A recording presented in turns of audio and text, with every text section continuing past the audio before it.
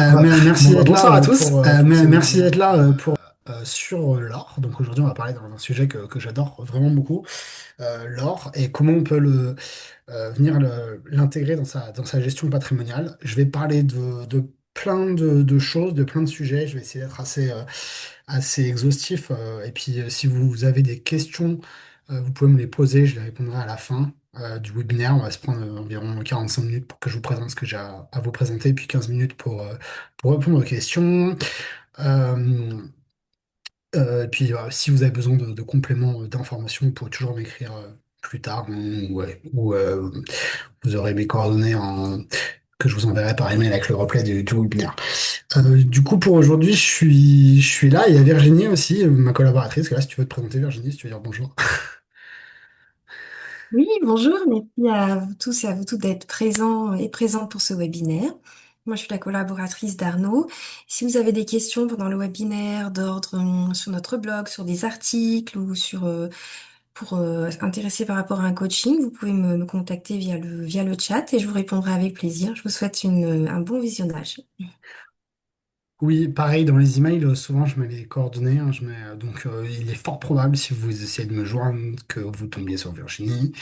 N'hésitez pas, elle a si vous avez des questions à me poser, elle est super dispo. Et elle adore bah, voilà, recevoir les gens et guider les gens à travers notre entreprise. Donc, n'hésitez pas à la contacter. Alors, c'est parti, je vais lancer le partage d'écran et on va partir sur l'or. Tiens, tu peux m'autoriser le partage, s'il te plaît, sur le... Cool. Et c'est parti. Attends, avant d'aller chercher les graphes qui font mal, on va aller parler de... Euh, j'ai déjà pour partir du début. Ok. Donc aujourd'hui, on va parler de la place de l'or dans le patrimoine, comment on peut l'utiliser pour optimiser sa gestion patrimoniale et puis aussi euh, commencer à voir les façons de pouvoir optimiser son investissement dans cet actif-là. Je m'appelle Arnaud Fongoul, hein, pour ceux qui me connaissent. Ceux qui ne me connaissent pas, vous avez mon mail, je vous mets mon mail et puis vous pourrez aller voir toutes les autres vidéos que j'ai fait. Si tu peux mettre les autres vidéos sur le blog, peut-être Virginie, dans le chat, il y a pas mal de... Voilà, vous reverrez toutes les autres conférences que j'ai données. Il y en a un peu surtout sur les bases de la gestion patrimoniale, la gestion des liquidités, les obligations. Euh, de quoi on parle? J'ai branché le micro. Euh, on parle de plein de choses et donc je serais ravi de... On m'entend mieux comme ça? Ouais, on m'entend bien comme ça? Oui. Super. Et donc vous pourrez aller voir sur le blog tous les sujets qui sont un petit peu traités. Je suis coach, je suis trader pour compte propre et je suis coach aussi en investissement. Donc j'accompagne les personnes dans la gestion de leurs investissements. Puis j'ai aussi une newsletter hebdomadaire où je publie bah, tout ce que je fais, prise de position, mes portefeuilles. Je vous la présenterai à la fin si vous voulez. Voilà. Alors, la première chose, c'est de revenir sur la notion que j'avais déjà expliquée dans les webinaires précédents, comment on construit un patrimoine. Donc, je l'avais présenté un petit peu sous la forme de cette pyramide, et j'expliquais comment, bah, voilà, en fait, on la construisait de bas en haut, comment on commençait, enfin, comment on pouvait se servir comme base de sa résidence principale, ensuite, comment on rajoutait bah, la gestion de ses liquidités, des obligations, des actions, de l'IMO locatif. Et là, on va s'intéresser un petit peu plus à ce qu'il y a en haut de la pyramide. Si vous voulez revoir hein, toute la logique de la pyramide et comment tout s'imbrique, toutes les classes s'imbriquent entre eux, Virginie elle vous mettra un lien dans le chat. Mais en gros, là, ce soir, je vais un petit peu m'attarder sur la pointe de la pyramide où il y a ce qu'on appelle les investissements exotiques. Et donc, en fait, j'ai mis l'or dedans. Parce qu'en fait, l'or, il vient remplir une fonction supérieure par rapport aux autres classes d'actifs et il vient s'imbriquer de multiples façons. C'est ce que je vais vous montrer aujourd'hui. Ce que je disais dans la pyramide, dans la constitution de la pyramide, je disais qu'un patrimoine équilibré qui était construit de cette façon-là grossissait en moyenne de 10% par an, indépendamment de son rendement. Et c'est bah, voilà, toute personne qui construit un patrimoine diversifié, ce que toute personne essaye de faire à minima, quoi.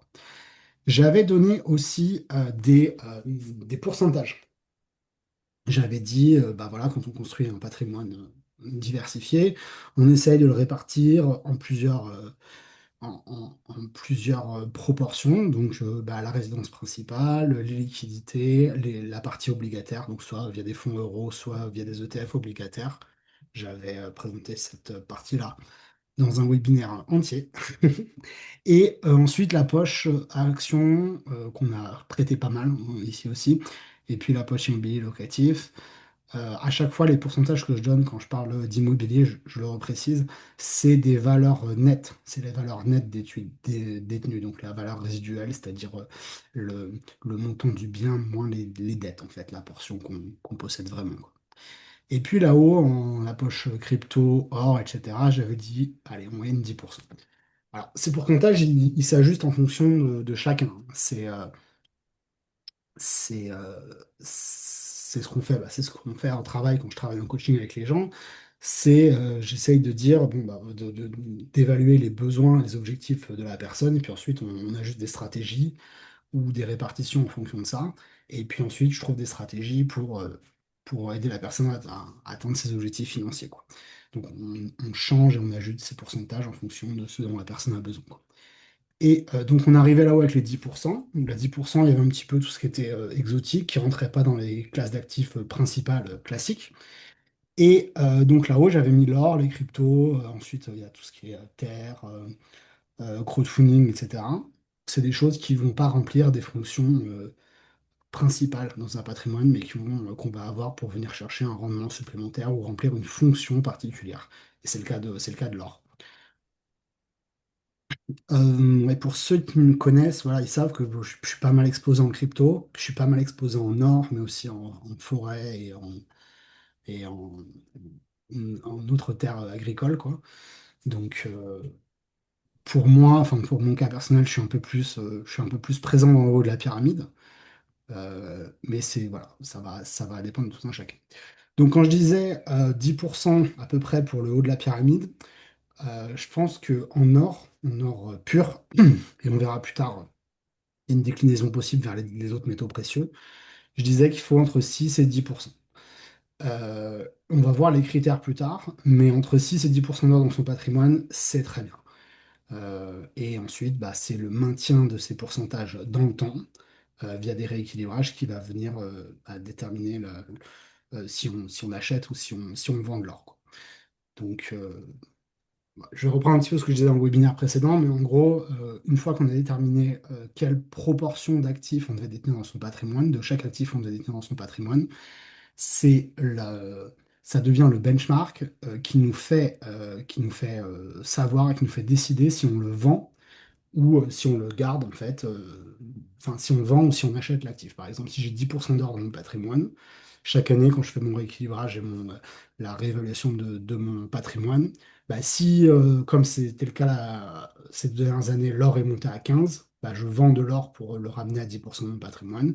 Et s'il est descendu à 5, je rachète de l'or pour le remonter à 10% de mon patrimoine.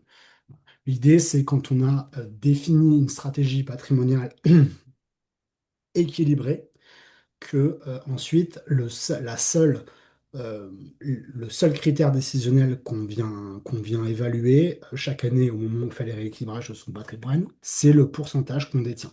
Voilà. Donc pour l'or, c'était 6 à 10, et vous verrez au fur et à mesure du webinaire, je vais l'expliquer, vous verrez comment ça évolue. Ouais. Voilà. Vous verrez qu'est-ce qui compte. Ok. Alors, avant tout ça, je voulais parler un petit peu de l'or en lui-même, des différents avantages et inconvénients que ça pouvait avoir donc, dans un patrimoine. Donc les avantages, bon, on connaît, hein. Donc il y a l'idée de valeur refuge et de détention d'actifs en direct. Ça, c'est euh, c'est extrêmement important, quoi.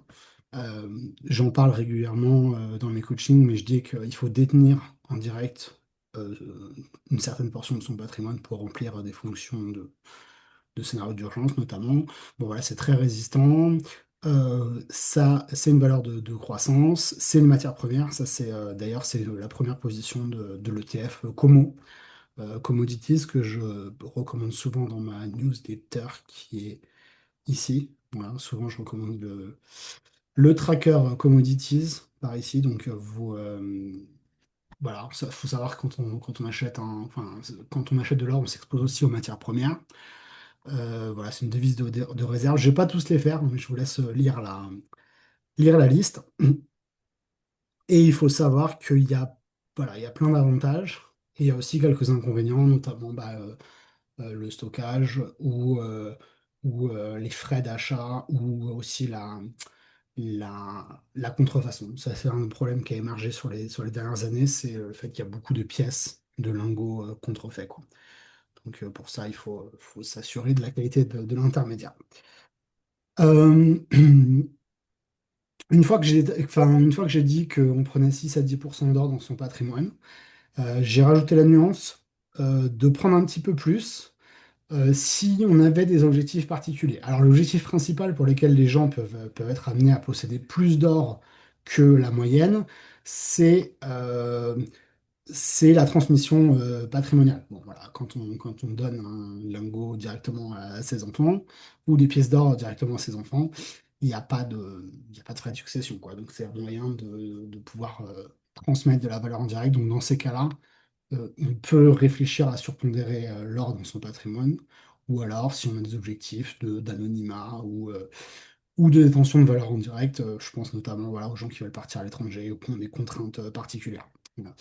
Euh, dans quel cas on peut avoir un peu plus de 10% dans son patrimoine? Si on est dans des pays où où la devise perd beaucoup de valeur.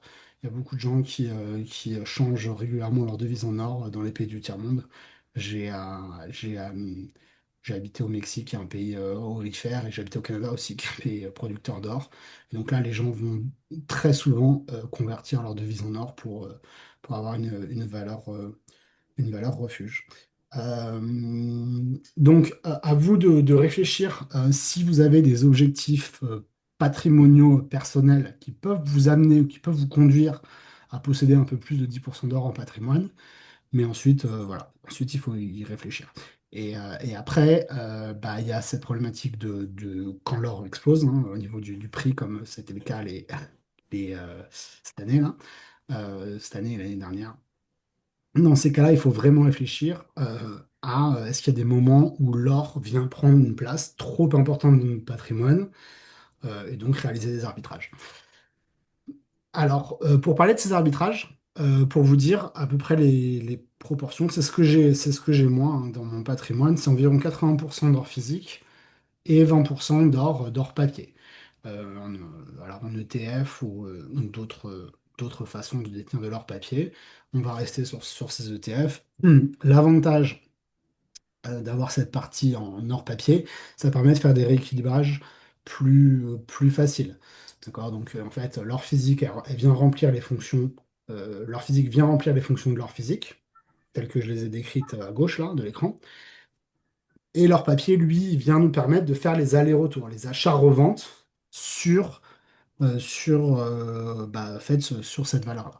Donc moi, par exemple, là, cette année, quand l'or a beaucoup monté, j'avais 80-20. Progressivement sur la montée, j'ai vendu mon or papier parce que il prenait une place de plus en plus importante dans mon patrimoine et donc il déséquilibrait la pyramide que je vous ai présentée tout à l'heure. Et quand je suis arrivé au bout de mes ETF, de mon or papier que j'avais vendu et que l'or continuait de monter, j'avais deux options. Soit je commençais à vendre mon or physique parce qu'il commençait à prendre une proportion trop importante dans mon patrimoine, soit, et j'ai pris la deuxième option, soit je voulais pas me séparer de mon or physique et j'ai commencé à shorter des ETF Gold, c'est-à-dire les vendre à découvert, en posséder une quantité négative auprès de son courtier. Voilà, enfin, pour ceux qui savent, vous savez exactement à quoi ça correspond. Et donc, en fait, je me suis mis à shorter les ETF Gold pour mécaniquement ne pas avoir à me séparer de mon or physique. Et donc, j'ai simulé, en fait, de la vente d'or par le fait de shorter un ETF Gold parce que j'étais arrivé au bout, quoi. Donc voilà.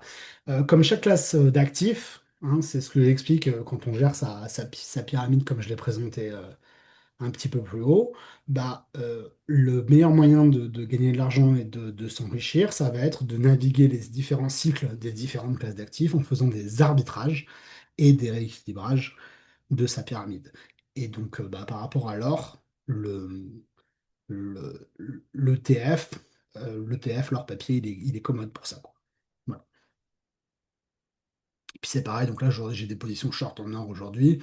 Le jour où l'or rebaissera, bah, euh, pour simuler l'achat d'or, je revendrai mes shorts ou je me réexposerai à l'or physique. À l'or papier, pardon. Voilà. Alors, j'arrive du coup à la notion or physique versus or papier. Je vais aller vous présenter un petit peu tous les types d'or physique, mais je vais peut-être commencer par le papier pour évacuer ça avant d'aller me perdre dans les méandres des différentes pièces d'or. Donc, le meilleur moyen de s'exposer à l'or via compte-titre. Euh, Tiens, j'ai pas mis les unités de compte. J'aurais pu mettre les unités de compte en assurance vie. On peut s'exposer aussi à l'or papier via des UC, des unités de compte. Arnaud, je crois qu'on ne voit plus ton écran avec les diapositives. Bien sûr. Ok, c'est sûr, c'est sûr. Moi, je le vois pas.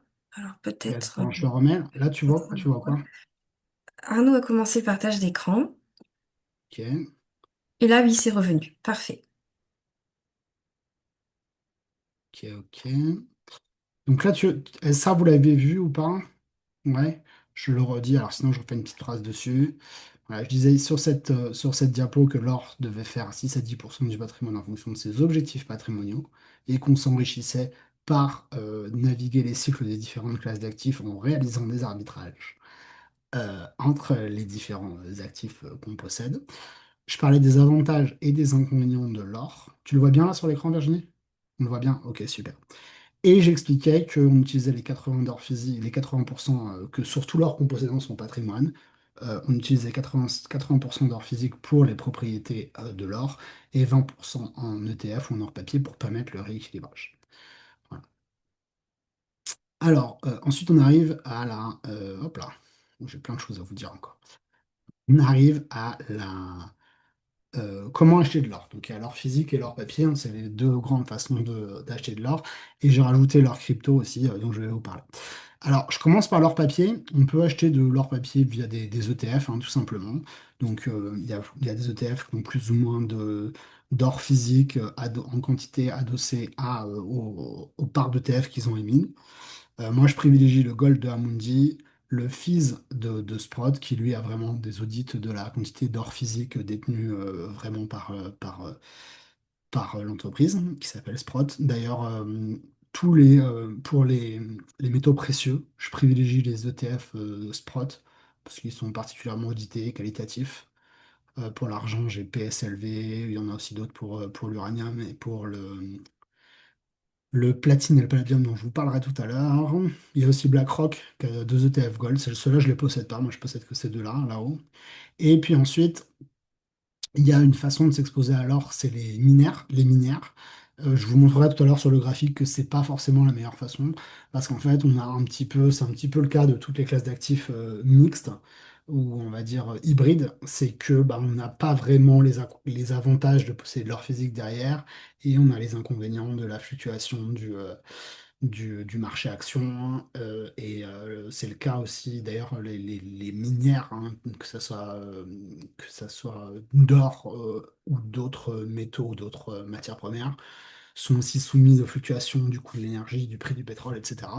Donc en fait, bah, en s'exposant à des minières, on complexifie un petit peu l'équation d'exposition à l'or, quoi. Voilà, voilà.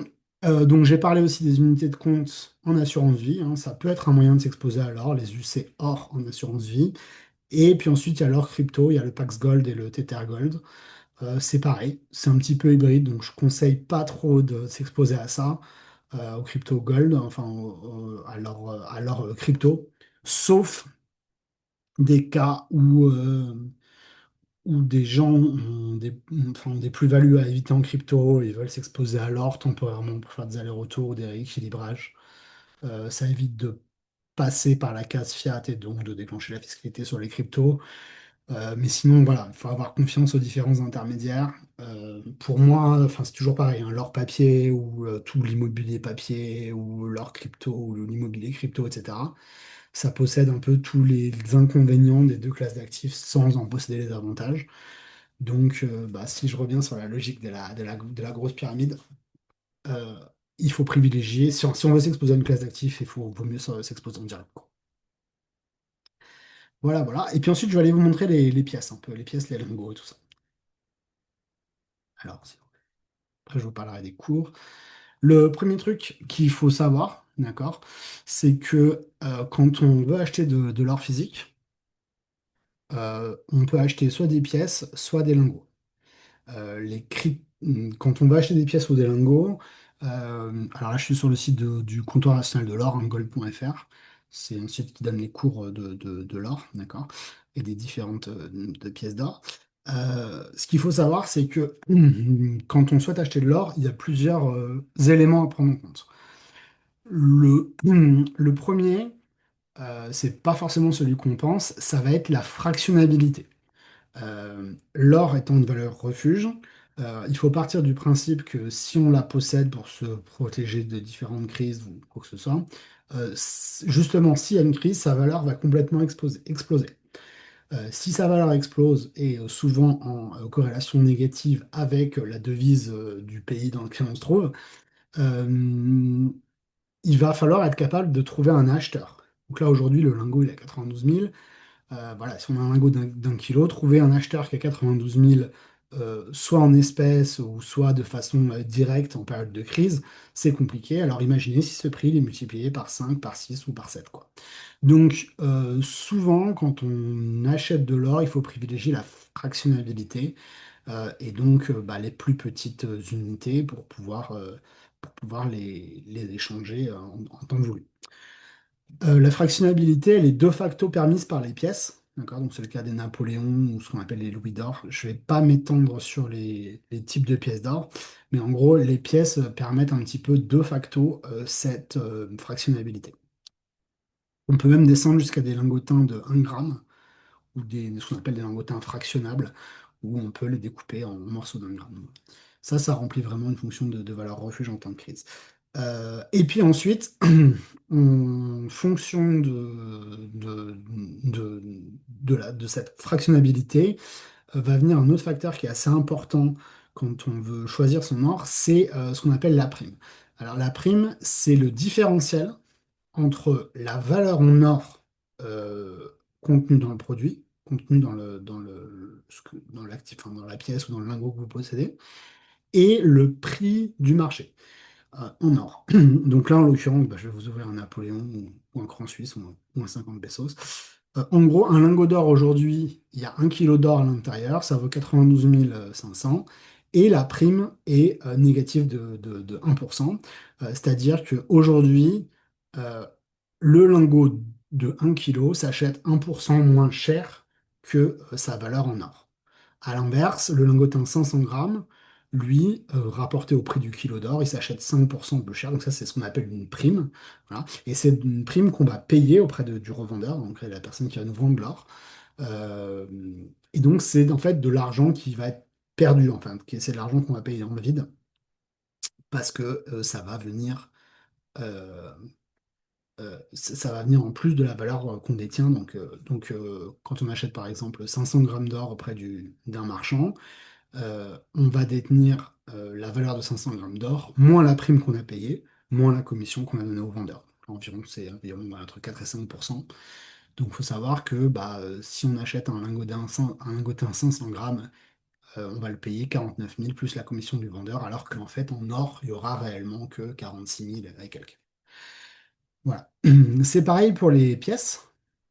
Euh, les pièces ici, non, c'est quoi ça? Parce que j'en ai ouvert plusieurs. Les pièces ici, elles ont un prix. Elles ont une teneur en or, donc là en l'occurrence c'est 900 millièmes, c'est-à-dire que en fait la pièce est constituée à 90%, enfin 900 millièmes d'or et à 10% d'autres métaux, voilà. Et donc en fait dedans, réellement dans cette pièce-là, on sait qu'il y a 6,45 grammes, enfin non, la pièce fait 6,45 grammes, dont 90% d'or. Et donc, si on le ramène, donc on sait que dans cette pièce, il y a 6,45 fois 0,9, donc 5, quelque chose grammes d'or pur dans cette pièce-là, et que ramené au prix du kilo d'or, cette pièce-là, le croix suisse, a une prime négative, donc on va l'acheter un petit peu moins cher que la quantité d'or qu'elle a à l'intérieur. Voilà. Ça va être le cas pour donc le Napoléon, qui a à peu près la même valeur. Pourquoi j'ai un truc comme ça? Ouais. Le Napoléon, c'est pareil, là, il a 5 et quelques grammes d'or, mais lui, il a une prime positive, c'est-à-dire qu'on va l'acheter un tout petit peu plus cher que sa valeur qu'il détient en or. Alors, ce qu'il faut savoir, c'est qu'une prime de 1% en plus ou en moins, ou même 2%, c'est complètement normal pour des pièces d'or. Voilà. Mais ce qu'il faut savoir, c'est que des primes, dans certains cas, ça peut monter jusqu'à 10%, 7% ici, on a même du 20% pour les pièces en or américaines. Et donc, en fait, la prime, il faut vraiment y faire attention parce que c'est le montant qu'on va payer en plus de la valeur en or dans la pièce. Et donc, c'est de l'argent qui est perdu, quoi. À savoir que quand on nous la rachète, quand on va revendre sa pièce d'or, il y a peu de vendeurs qui vont nous payer la prime. Et les seuls vendeurs qui vont vous payer la prime, ça va être parce que les pièces sont en certaines conditions, parce qu'elles sont dites sous-scellées, boursables, où il y a plusieurs détails que vous pourrez aller voir. Mais en gros, il faut faire attention à la prime quand on achète. C'est pareil, plus une pièce est grosse, plus une pièce est chère. Plus elle est chère, plus elle vaut cher en temps de crise, donc moins elle est liquide, et plus elle est difficile à vendre. Voilà. Alors, pour vous donner une petite idée de ce que moi j'ai, ce que j'achète, ce que je possède, c'est soit des petits lingots d'un 10 grammes ou 20 grammes. Pareil pour la fractionnabilité et pour la prime. Alors, souvent, j'attends que la prime soit un petit peu plus faible pour acheter, hein. J'achète jamais des primes de 10%. Si on rajoute la commission du marchand, ça nous fait 15%, et c'est 15% qui sont perdus dans le vide, quoi. Donc, faut éviter faut minimiser la prime qu'on paye. Et puis j'ai des Napoléons des Suisses, parce que voilà, c'est la même pièce. Ils ont juste chacun une équivalence différente en fonction des banques centrales qui les ont émises. Et aussi des pesos, parce que j'ai habité au Mexique et que j'irai au Mexique s'il y a un problème, s'il y a une crise, quoi. Qu'est-ce que je peux vous dire d'autre? Oui, il y a un truc qui est intéressant par rapport aux pièces d'or, par rapport aux lingots. Donc les lingots, on peut les émettre enfin, à l'infini, hein, c'est les fondeurs qui peuvent les émettre. Par contre, les pièces, comme ça, comme les Napoléons, elles ont une date à laquelle elles ont été terminées d'être produites, et elles ont un tirage qui a été produit. Et ce qu'il faut savoir, c'est que entre les pièces qui ont été perdues, celles qui ont été fondues et celles qui sont perdues et fondues en permanence au quotidien, la quantité en circulation, elle a été fixe au départ et elle diminue avec le temps. Donc, en fin de compte, c'est quelque chose qui se raréfie au fur et à mesure avec le temps. Donc, les pièces ont cet avantage-là d'avoir une quantité en circulation connue et qui diminue avec le temps. Au niveau du cours, là je vous le présente. Alors c'est intéressant parce que le cours est différent du cours de l'or parce qu'il y a en plus il y a cette notion de prime, hein, qui est prise en compte. Mais voilà, en 2018, le Napoléon il était à 200. Aujourd'hui, il est à 550, donc ça fait à peu près 150%. Et donc voilà le genre de plus-value qu'on peut faire sur l'or. Je détaillerai le cours de l'or un petit peu plus tard. Qu'est-ce que je peux vous donner sur l'or physique? Ah si, je vais vous montrer les primes sur les autres, je vous parlerai de la fiscalité après, mais je vais vous montrer les primes sur les autres pièces. Par exemple, sur les pièces en argent, on a des primes beaucoup plus importantes. Ça peut monter jusqu'à 30%, 38%, 35%, ok, 22%, etc. Donc voilà, les primes peuvent être beaucoup plus importantes quand il s'agit des, des pièces en argent. Et d'ailleurs, quand on va sur le site de la Monnaie de Paris, c'est souvent ce genre de prime-là, hein, qu'on paye, hein. C'est-à-dire quand on achète des pièces d'or ou des pièces d'argent neuves à la Monnaie de Paris, si on fait le différentiel entre la valeur, la valeur en or détenue dans les pièces et ce qu'on paye réellement, on est de ces ordres-là. On a des primes de 25, 30, 35%. Donc c'est pour ça que c'est pas très cool d'acheter des pièces neuves. Par contre, des fois sur la Monnaie de Paris, il y a des affaires, il y a des soldes. Il y a des soldes. C'était le cas notamment l'autre jour. Ils liquidaient toutes les pièces des JO et bah, les pièces étaient vendues avec zéro prime. Voilà. Et dans des cas ultra rares, une prime négative. Mais c'est vraiment pas fréquent. Donc on fait quand on... Et puis attendez, je vais vous montrer le cours du platine. Ouais, c'est pareil, hein, cours du platine ou du palladium. Il y a des pièces qui sont très très élevées, d'accord, sur le platine. Il y a pas, je sais pas, le palladium. Bon, je vous montre le cours du platine, voilà, 30, 35, 40%. Et donc dans ces cas-là, si on commence à acheter des pièces comme ça ou vouloir payer 40% de prime, plus la commission du vendeur, il va falloir, bah, il faudra mieux privilégier du papier, quoi, hein, du platine papier ou du palladium papier pour éviter ce genre de prime prohibitive. Qu'est-ce que je peux vous dire d'autre? La prime varie du jour au lendemain. Voilà, la prime varie en permanence. Et donc, il y a deux possibilités pour payer la prime la moins importante possible. Soit on surveille, soit on surveille, soit on passe une commande auprès de son vendeur d'or. Voilà. Donc, par exemple, moi, je passe des commandes auprès de mon vendeur d'or. Des fois, il me demande une garantie par virement, des fois non. Et je lui dis, voilà, moi, je suis acheteur de X Napoléon à je sais pas, 480 euros pièce. Après, il est à 552, le cours de l'or bouge tous les jours, la prime bouge tous les jours. Par contre, quand les planètes s'alignent, à ce moment-là, il sait qu'il peut déclencher l'or. Il peut déclencher l'ordre. Voilà. Une dernière petite précision que je vais vous faire tant qu'on est sur les pièces. Euh, le pays d'émission de la pièce compte, et c'est un critère qu'il faut prendre en compte, notamment sur bah, potentiellement l'endroit où nous, on voudrait revendre notre or.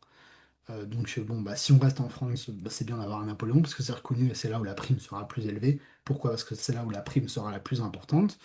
Le Suisse, si on a envie de revendre en Suisse, le Mexique, etc. Le Krugerrand, c'est une pièce sud-africaine. Le Souverain Elisabeth, c'est des pièces anglaises. Et puis ensuite, là, on a d'autres pièces européennes, allemandes, etc. Et puis après, il y a les US. Voilà, donc il y a le 5, 10, 20 dollars avec les primes élevées. En ce moment, le 20 dollars la prime est particulièrement faible. D'habitude, c'est du 10, 12. Donc, bah, il y a peut-être une opportunité là-dessus, là, pour ceux qui veulent s'acheter du 20 dollars, une prime négative. C'est-à-dire qu'en gros, on achète cette pièce pour 99,5% de sa valeur en or.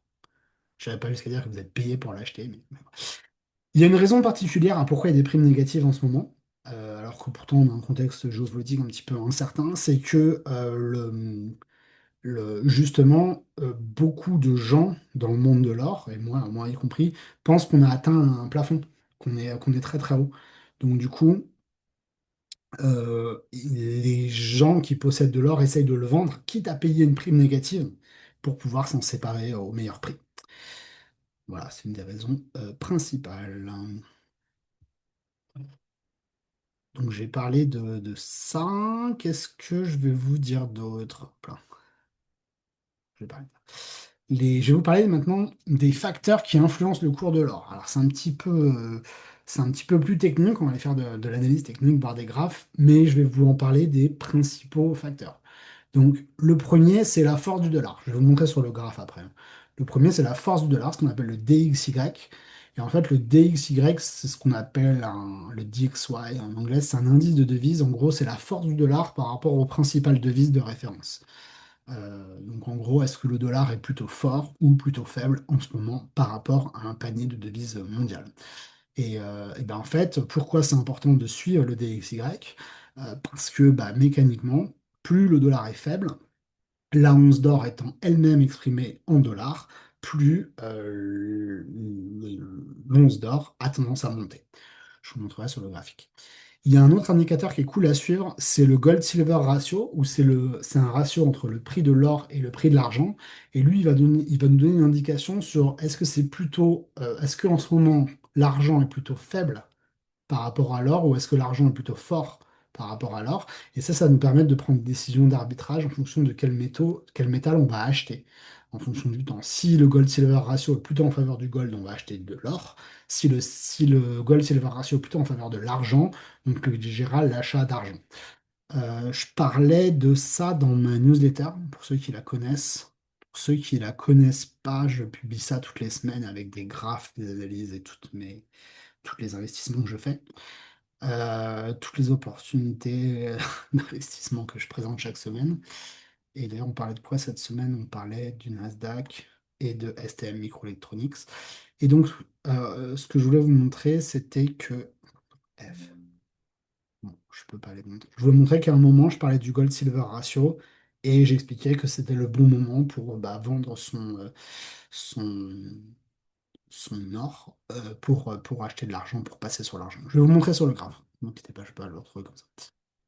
Euh, c'est intéressant potentiellement de suivre les indices US parce que l'or en fait a tendance à monter quand les indices US baissent. On parle de valeur refuge, hein, voilà. Ça, vous verrez pareil la corrélation. Et puis pareil pour les taux. Plus les taux se baissent, plus l'argent est imprimé, enfin l'argent est disponible et l'argent est imprimé par les banques centrales, plus l'argent a des chances de se retrouver dans les actifs libellés en dollars. Donc là, en l'occurrence, c'est l'or, mais il y a aussi les actions, le Bitcoin, etc. Mais pour la petite mécanique macroéconomique, plus un taux directeur baisse, plus de la monnaie est imprimée, plus cette monnaie qui est imprimée va dans les mains des gens, finit dans les entreprises et finit aussi dans les actifs, c'est-à-dire les valeurs refuges. Je vais vous faire un petit point, ouais, je vais vous faire un petit point fiscalité. Je vous ai mis le lien d'Ocoffre, là, vous pouvez aller voir. Je conseille pas forcément d'acheter sur Ocoffre parce que c'est un petit peu justement une situation un petit peu intermédiaire entre l'or papier, l'or physique, voilà. Si t'as acheté de l'or, autant l'avoir chez soi. Donc là, c'est assez bien expliqué la fiscalité sur l'or. Enfin, ils expliquent bien notamment qu'en fonction de ce que vous achetez, que ça soit une pièce, un lingot ou une pièce de collection, la fiscalité est différente. Voilà. Donc, la fiscalité, elle va surtout varier au moment de la revente. D'accord? Si vous verrez la classification, hein. Mais si la pièce est considérée comme un métal précieux, il y aura soit une taxation forfaitaire à la revente, 10% sur le montant total de la vente, soit un régime de plus-value sur les biens meubles qui est dégressif avec le temps jusqu'à la 22e année. C'est à peu près le régime des résidences secondaires, un peu avec la fiscalité devient dégressive avec le temps. Et puis ensuite, en fonction est-ce que c'est des jetons, est-ce que c'est des pièces, il y a une quantité en circulation, etc., il y a quand même des types de fiscalité, notamment les bijoux, les jetons, etc., où il n'y a pas de taxe en dessous de 5 000 euros, quoi. Donc ça, c'est à considérer pour les petites reventes. Voilà, je vous laisserai éplucher ça en détail. Et puis ensuite, la fiscalité, ça dépend de chacun. Les autres métaux précieux, argent, papier, PSLV, ou sinon il y a les pièces, hein, comme je vous ai montré tout à l'heure, le platine, le palladium, je vous montrerai tout à l'heure sur les courbes. Où est-ce que je peux acheter? Bah, je vous ai montré hein, les différentes boutiques physiques. Ça, c'est assez important, choisir des intermédiaires de qualité, hein. Donc on choisit les plus grosses enseignes, hein, soit celles qui ont pignon sur rue, celles qui sont des boutiques partout en France. Donc il y a le Comptoir National de l'Or, il y a Godot, EFIS, il y en a plusieurs autres. En ligne, c'est pareil, j'aime pas trop acheter en ligne, surtout les pièces d'occasion, les pièces neuves ou les lingots, ok, mais les pièces d'occasion, pas trop, parce que là, on n'est pas très sûr de la qualité. Donc là, il y a Achat et Argent qui est à Lens, je crois. Il y a Bullion Gold, Bullion by Post, Coin, enfin, il y a plusieurs trucs. Je prie, honnêtement, le surcoût lié à l'achat de l'or physique en boutique il vaut la tranquillité, quoi. Ouais. Puis il y a aussi un truc, c'est le fait de pouvoir, enfin, la revente. Souvent, une personne qui vous a vendu de l'or dans sa boutique sera plus enclin à vous le racheter lui-même, voire à payer la prime, voire à garantir le CD qu'il vous a fourni dans un premier temps. Euh, et donc, voilà. Il faut savoir qu'il y a différents critères à prendre en compte pour pouvoir se faire payer la prime au moment de la revente. Euh, Et donc, bah, il y a plus de chances de se faire payer la prime ou de se faire acheter au meilleur prix par la personne avec qui on a une relation de qualité. Je vais peut-être dire quelque chose d'autre sur cette notion de prime. Alors, je termine d'abord sur le kit vous pour investir. Puis ensuite, leur papier, hein, c'est tous les courtiers tradis. Vous vous débrouillez avec les banques, les courtiers traditionnels pour le papier. Vous l'achetez chez qui vous voulez. Et plus c'est gros, plus c'est une banque, plus c'est solide. Plus c'est un courtier, plus il est gros, plus il est solide. Et plus il est petit, plus il est exotique, plus il a de chances de faire faillite. Et donc, il faut privilégier la détention. Si on a beaucoup d'or, papier, privilégier la détention ici ou ici. Je vais faire une petite parenthèse sur la prime, vu qu'on a 5 minutes. J'ai peut-être pas, enfin, tout ce que je vous ai montré tout à l'heure, c'est-à-dire la prime officielle, on va dire, la prime des pièces cotées, c'est-à-dire le montant officiel euh, qu'il y a enfin, qui matérialise la différence entre le prix de la pièce ou le prix du lingot et la valeur réelle qu'il possède en or. Euh, Ça, c'est la prime telle que je vous l'ai montré dans le tableau. Mais ce qu'il faut savoir, c'est que dans la vie réelle, en fait, quand l'or s'échange de la main à la main dans la rue, on va dire, quoi, il y a une autre prime qui se rajoute, c'est la prime, en fait, d'offre et de la demande, en fait. C'est ce à quoi quelqu'un est prêt à payer pour obtenir ce que vous avez dans la main. Et ça, on le voit dans certains marchés comme l'immobilier ou les objets de collection. Il y a des fois des gens qui sont prêts à payer beaucoup, beaucoup plus cher que la valeur d'un actif parce que cet actif-là, il est rare. Voilà, il est rare à l'instant T, ils en ont besoin à l'instant T. La prime, elle peut être sur plein de choses. On le voit en ce moment dans les pays genre Argentine, Venezuela, Turquie, tout ça, Liban, où les gens sont prêts à payer une prime sur le dollar. C'est-à-dire que bah, les gens, parce que leur monnaie, la valeur de leur monnaie nationale fond comme neige au soleil, ils sont prêts à acheter dans la rue un dollar 10, un dollar 20. Pourtant, un dollar, ça vaut un dollar, hein. Mais bah, voilà, ça c'est la prime, on va dire, la prime réel en fait. Là. Voilà. Donc sachez que ça va être le cas dans le cas de l'or, hein, si un jour vous avez besoin de le revendre. Il y a la prime officielle, hein, celle que je vous ai montrée dans le cours, hein, dans les courbes. Et puis ensuite, il y a la prime réelle que les gens sont prêts à payer s'il y a besoin. Et donc ça, c'est encore un argument en faveur de la fractionnabilité que je vous ai présenté. C'est-à-dire que si non seulement l'or a été multiplié par 5, mais qu'il y a une prime de 100%, ça veut dire qu'il a déjà été multiplié par 10, et qu'en plus, dans la rue, les gens ont une très très forte demande et donc sont prêts eux encore à surpayer encore plus que le cours officiel, bah son lingot, s'il vaut 1 million, c'est délicat d'avoir un acheteur en face. Et donc bah voilà, plus c'est petit, plus c'est fractionnable, plus c'est pratique. Voilà. Alors je vais passer à l'analyse technique et puis après je répondrai aux questions. Je voulais juste vous montrer, avant de faire l'analyse technique, je voulais vous montrer ma newsletter, celle que je publie toutes les semaines. Je voulais vous la montrer parce que, alors je publie mon portefeuille CAC. Donc en fait, dans cette newsletter, j'ai deux portefeuilles. J'ai le portefeuille CAC, celui où ben, on surperforme la valeur du CAC. Là, ça fait 135% sur 6 ans versus 48% sur le CAC. Il y a le portefeuille monde, voilà, celui où j'ai des ETF mondiaux. En ce moment, on est sur la finance. Pareil, on va chercher à surperformer le MSCI World, l'indice monde. Donc là, on fait des belles choses là-dessus. Et ce que je voulais vous montrer, c'est que j'ai aussi un classement sur le style. Et en fait, j'utilise la force relative. Enfin, je ne vais pas vous faire une explication sur la rotation. Vous pouvez aller voir sur mon site, ou Virginie, si tu peux le mettre. Il y a une explication sur comment ça fonctionne. Et donc là, en fait, bah, je voulais montrer que depuis un certain temps, il y avait le gold qui était en tête. Et donc, c'était l'actif le plus fort du monde du moment, quoi. Donc il y avait le gold, le silver et l'uranium. Voilà, c'est ça que je voulais vous montrer parce que bah, moi, depuis plusieurs semaines, depuis plusieurs mois même, je dis de se positionner sur l'or. Là, il est à 3003, je l'avais donné à 1006 dans ma newsletter. Pareil pour l'argent, je l'avais donné à 21, donc là, il est déjà à 36. Donc c'est vraiment pas mal. Mais ce que je veux dire, c'est qu'il y a ces métaux qui viennent émerger dans les valeurs les plus fortes du moment. Et c'est pour ça voilà, que j'ai fait le webinaire aussi aujourd'hui pour en parler, quoi. Je parlais aussi, bah, la semaine dernière, je parlais de l'argent dans ma newsletter. Je disais qu'on était en train de faire quasiment un nouveau plus haut. Alors, c'est pas vrai parce qu'il y avait eu des plus hauts en 2008-2009, mais au moins sur les dernières années, sur les 10 dernières années. Et donc, que potentiellement, c'était un moment où il fallait investir. C'était quoi, le 2 juin? Bah, il a bien pas mal explosé depuis. Et je parlais du gold-silver ratio. Donc voilà, si vous voulez en savoir plus sur ce newsletter, vous vous abonnez. Voilà, je publie mes analyses toutes les semaines comme ça, ainsi que mes portefeuilles et toutes les analyses d'investissement. Voilà, voilà. Qu'est-ce que je peux vous dire d'autre? Oui, donc l'analyse technique.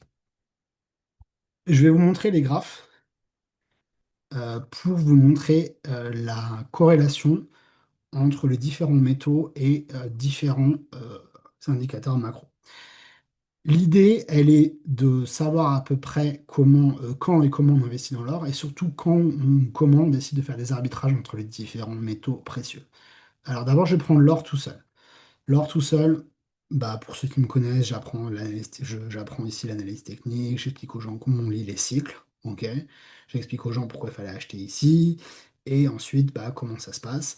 En grosso modo, ce que je dis de faire, c'est que bah, quand on sait lire les cycles comme ça, hop là, ça marche pas. Quand on sait lire les différents cycles, bon, ça veut pas tracer. Quand on sait lire les différents cycles, euh, bah, on choisit des points d'entrée intéressants, comme celle-là, comme là où il y a marqué buy, ou là où il y a marqué buy aussi. Et on va... j'aimerais bien vous dessiner quand même le truc. Euh, Ici... Bon, ça dessine pas. Attends. Ah si, ça dessine, mais a posteriori. Donc, quand on sait lire les différents cycles, ou qu'on sait analyser les débuts de tendance, là, comme les buys ici, ou les buys ici, ou les buys ici. Ensuite, les stratégies de rééquilibrage telles que je vous les ai présentées, c'est-à-dire bah, utiliser les 10% ou la portion d'or dans son patrimoine comme benchmark, comme outil de pilotage de son patrimoine, bah, tout simplement. Ici, si on avait 10% d'or ici, à ce moment-là, on va en avoir 12%, donc il faut en vendre. À ce moment-là, on va en avoir 13%, il faut en vendre. À ce moment-là, il va en avoir 15%, il faut en vendre. À ce moment-là, on va en avoir 16% et il faut en revendre. Et vu que moi, bah, j'étais arrivé à court d'or papier, ce que je vous disais là, arrivé ici, là j'ai commencé à le shorter, quoi. Le shorter en négatif. Je peux vous rajouter un indicateur, peut-être des divergences. Si ça mouline pas trop, je vais vous montrer un truc intéressant. Là, je vais répondre aux questions parce que ça fait un peu monologue. Divergence.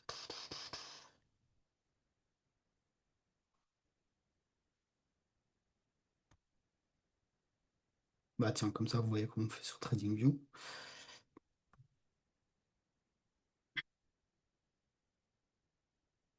Ça mouline un peu parce que je suis en partage. Oui, donc en gros, ce que je vais vous montrer rapidement, c'est qu'il y avait il y avait le RSI était parti. Alors le RSI, c'est un indice de force relative. Euh, Allez les amis. Bon, ça bug un petit peu. Je voulais vous montrer que les RSI étaient particulièrement élevés sur. Bon, ça va pas. J'en prends au hasard comme ça. Que les RSI ou les niveaux de surchauffe étaient particulièrement élevés sur l'or, d'accord? On était sur des RSI en monthly à 80, plus de 80. Donc clairement, on est sur des zones identifiées comme étant des zones de surchauffe. Et décidément, ça mouline quand je partage l'écran. Bon, c'est pas grave. Et donc voilà, je voulais exprimer ça, que c'était pas forcément le bon moment pour acheter de l'or, c'était plutôt des moments où on était en zone de surchauffe et qu'on allait potentiellement entrer dans une phase de distribution où ceux qui avaient acheté de l'or ici à moindre coût ou à moindre coût ici, c'est pas du tout le bon indicateur, c'est pas grave, à moindre coût ici ou ici, bah, commençaient potentiellement à vendre à ce niveau-là et on allait peut-être rentrer dans une période de distribution. Je peux pas vous le montrer là, du coup, mais il y a quand même une divergence entre ce point haut-là et ce point là sur plusieurs indicateurs, qui pourrait donc une divergence, c'est-à-dire que le cours fait un nouveau plus haut, mais que l'indicateur fait un nouveau plus bas. Et donc c'est plutôt un indicateur de baisse de force dans la hausse, de faiblesse dans la hausse, ok. Et vu qu'on le voit sur plusieurs indicateurs, potentiellement, bah, ça indique que l'or il va corriger. Voilà, moi je le vois bien corriger et me positionner un petit peu plus bas. Je vais vous montrer, tiens, la corrélation avec les mineurs, ce dont je vous parlais.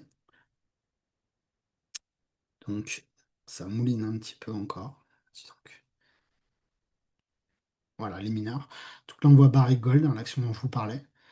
C'est une action de mineur de mineurs de gold. Donc on voit que les mouvements, ce qui est assez intéressant quand on superpose les deux cours, c'est qu'on voit que les pics se font à peu près au même niveau, et les creux aussi à peu près au même moment. Donc en fait, il y a une forte corrélation quand même entre le cours de cette minière-là, qui est la plus grosse minière, hein, entre le cours des minières et le cours de l'or. Là, quand il y a un petit creux ici, il y a un petit creux ici, quand il y a un petit pic ici, il y a un petit pic ici. Par contre, voilà, il y a quand même une sous-performance des minières par rapport à l'or, et là on parle quand même de quasiment 160 points.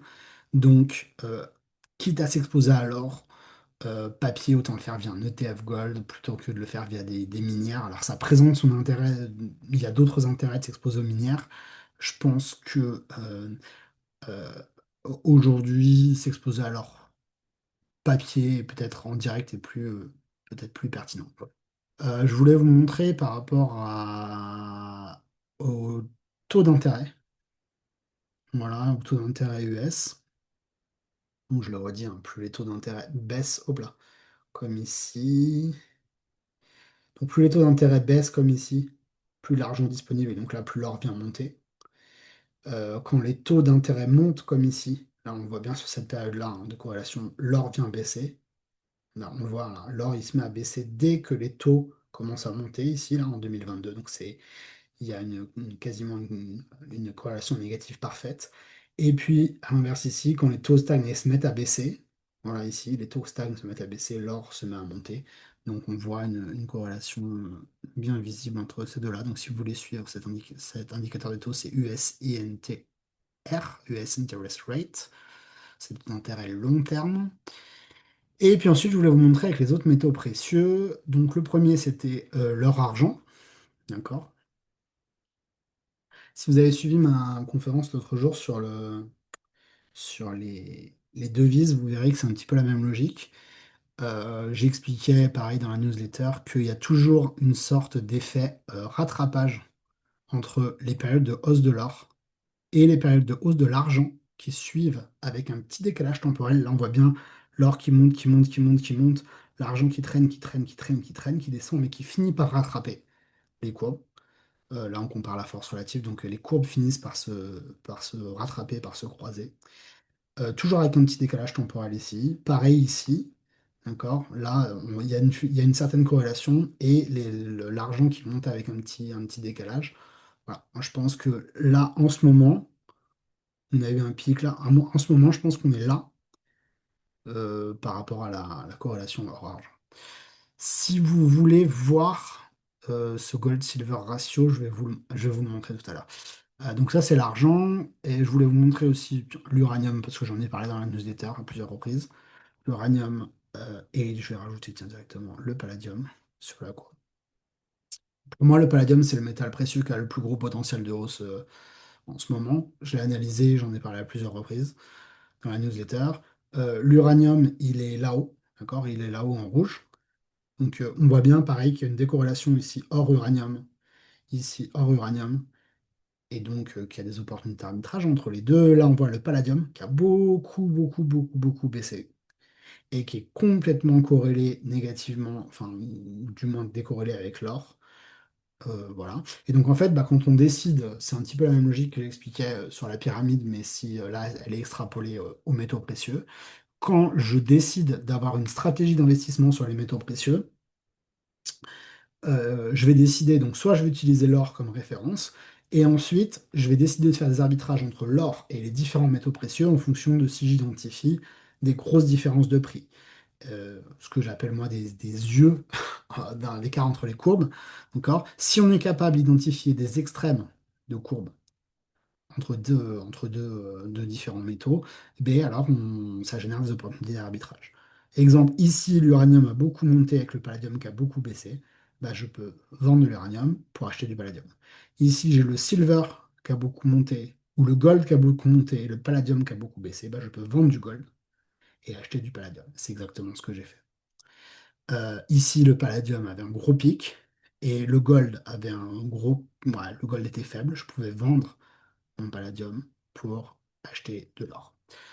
Voilà, c'est un peu cette logique-là qu'on applique quand on décide de faire des arbitrages entre les métaux précieux. Et l'autre façon, peut-être plus simple de faire, que je vais vous donner, c'est le gold-silver ratio. J'espère que ça va pas trop mouliner. Il y a des questions, Virginie? Non, pas pour l'instant. Pas trop. Ouais, j'ai un petit peu envoyé du j'en ai envoyé dans tous les sens.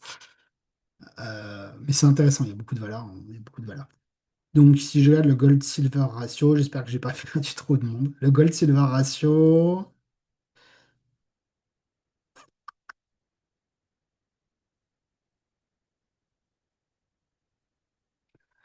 lui, tout simplement, en fait, donc c'est le ratio entre l'once d'or, le prix de l'once d'or et le prix de l'argent. Et donc, sur ce ratio entre le prix entre l'once d'or et le prix de l'argent, bah, tout simplement, si l'intendance haussière avec le buy, si l'intendance haussière avec le buy, bah, il faut acheter de l'or. Et si l'intendance baissière avec le sell, il faut acheter de l'argent. Voilà, tout simplement. Donc c'est intéressant. Moi j'utilise ça, hein. Alors j'utilise beaucoup aussi la courbe que je vous ai montrée avant, hein, mais à ce moment-là, bah, je sais que là j'achète de l'or. Si j'ai un sell, là je privilégie l'achat d'argent. Et c'est en fait cette courbe-là, le gold-silver ratio, qui va me faire déterminer bah, ce en quoi je vais privilégier mon investissement à l'instant T. Voilà, voilà, voilà. Alors je vous ai dit plein de choses. Euh, J'espère que ça vous va, que ça vous a plu. Je vais aller voir dans le chat s'il y a des questions. Je vais voir dans le chat si j'ai des questions. Ah bah non, vous le voyez peut-être. Alors, bonsoir Daniel. Merci pour cette présentation. Je dois vous quitter. Louis, merci. Merci Louis. Hop, webinaire.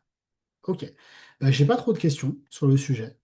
Donc, si vous avez des questions, bah, vous pouvez lever la main, demander d'activer votre micro. Je vais rester 1 ou 2 minutes de plus. Si vous avez des questions, n'hésitez pas à me les poser. Je vais voir là si vous avez des questions et puis je répondrai. Même si vous avez des questions d'ailleurs sur autre chose que sur l'or, hein, c'est le moment d'être ensemble et de discuter. Je vais peut-être prendre 5 minutes pour discuter avec les gens. Sinon, je vous envoie le replay. Et puis, j'espère que ça vous aura intéressé. Donc, bon, vous l'avez compris, hein, c'est pas trop le moment. C'est pas trop le moment d'acheter de l'or. Par contre, il y a toujours des opportunités sur les autres choses. Voilà. Je dis toujours ce que je dis toujours en coaching, il y a toujours plus d'investissements qu'on peut en saisir. Merci Patrick, bonne soirée. Voilà. Bon, bah, bonsoir à tous.